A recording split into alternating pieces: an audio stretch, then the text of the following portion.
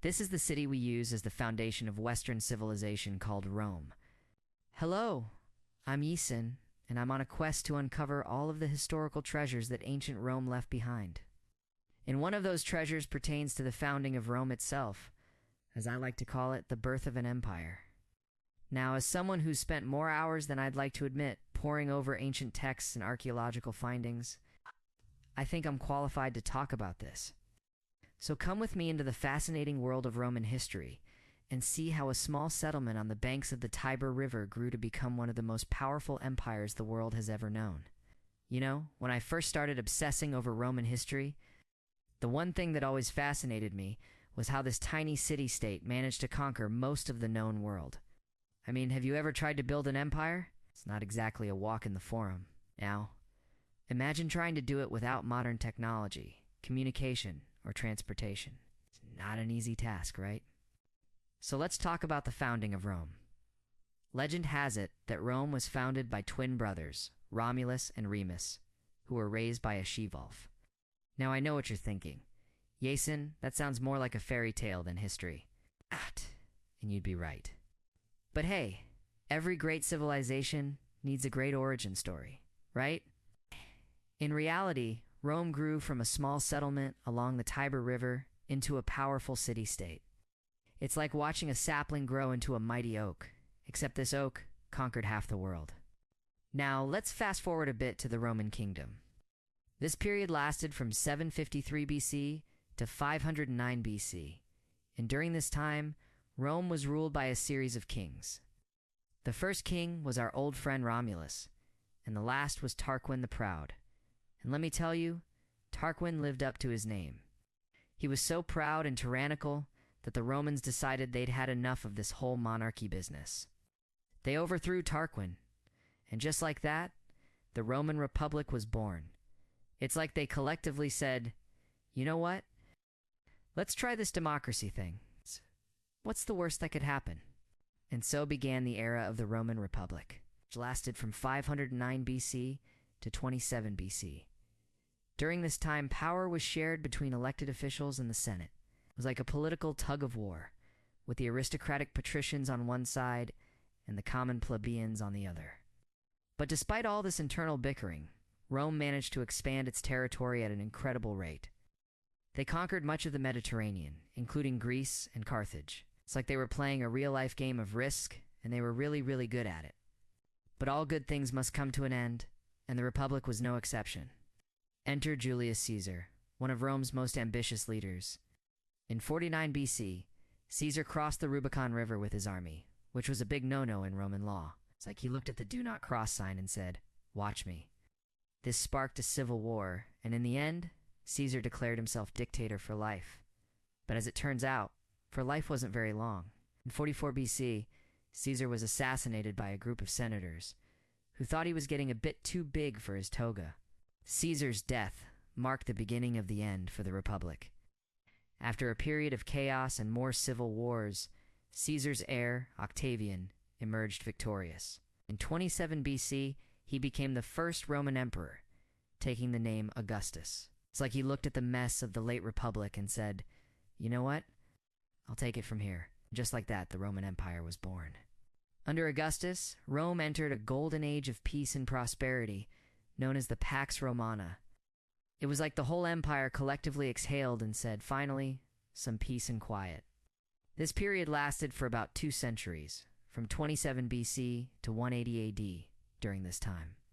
Rome reached its greatest territorial extent, stretching from Britain in the north to Egypt in the south, and from Spain in the west to parts of the Middle East in the east.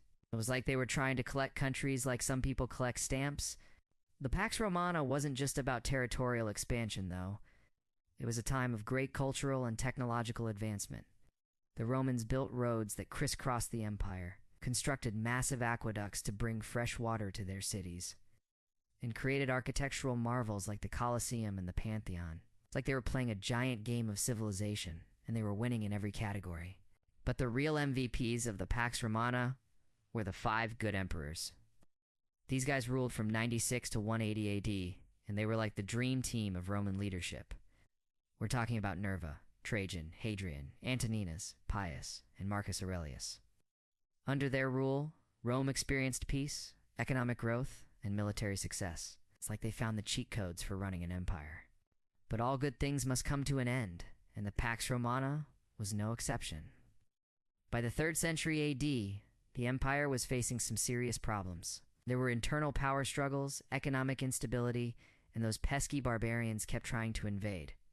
It's like the empire was a giant Jenga tower, and someone was pulling out the blocks one by one.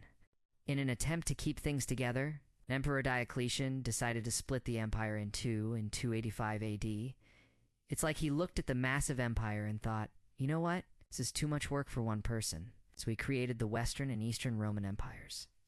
It was a bold move, but as it turns out, it was more of a band-aid than a cure.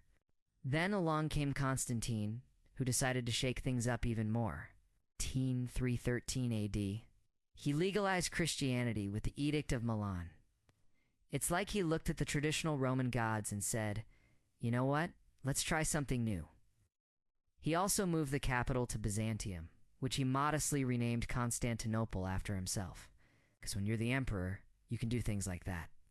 But despite all these efforts, the Western Roman Empire was in trouble. It was like a sinking ship, and all the barbarian invasions, economic decline, and corruption were the icebergs.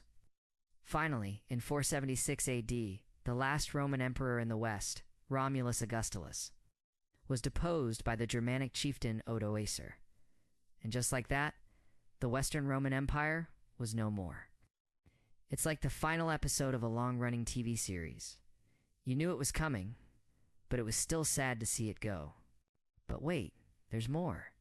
While the Western Empire had fallen, the Eastern Roman Empire, also known as the Byzantine Empire, was still going strong. These guys managed to keep the Roman flame burning for another 1,000 years. It's like they were the overachieving younger sibling, who always had to one-up their older brother. The Byzantine Empire played a crucial role in preserving Roman culture and law. They were like the librarians of the ancient world, keeping all that knowledge safe, while the rest of Europe was going through its Dark Age phase. But all good things must come to an end, and in 1453, Constantinople fell to the Ottoman Turks. And with that, the last vestige of the Roman Empire finally faded into history. But here's the thing. Even though the Roman Empire is long gone, its legacy lives on. The Romans left their mark on everything from law and government to language and architecture. It's like they were the ultimate influencers of the ancient world and we're still feeling their impact today. So, what's the takeaway from all this? Well, the Roman Empire was more than just a bunch of guys in togas conquering the world. It was a complex, fascinating civilization that shaped the course of Western history. From its mythical founding by Wolf-Ray's twins to its fall more than 1,000 years later, the story of Rome is a roller coaster of triumphs and tragedies, innovations and setbacks. Whether it's the grandeur of the Colosseum, the wisdom of Marcus Aurelius, or the lasting impact of Roman law, the legacy of Rome continues to fascinate and inspire us. And maybe, just maybe, it can teach us a thing or two about building a civilization. After all, if we can learn from the mistakes and successes of the past, we might just be able to build a future that's even more impressive than Rome at its height. Now, wouldn't that be something? Well, that's it for this video. Let me know in the comments below what you think about the Roman Empire. Have you ever wondered what it would be like to live in ancient Rome? Or maybe you have a favorite Roman emperor? No judgment here, even if it's Caligula. If you enjoyed this journey through Roman history, be sure to subscribe to my channel so you don't miss out on any historical adventures. Big thanks to my patrons for literally making this video happen. If you'd like to support the channel, you can help me keep exploring the fascinating stories of the past. Until next time, keep looking backhand. Remember, Rome wasn't built in a day, but it sure left its mark on eternity.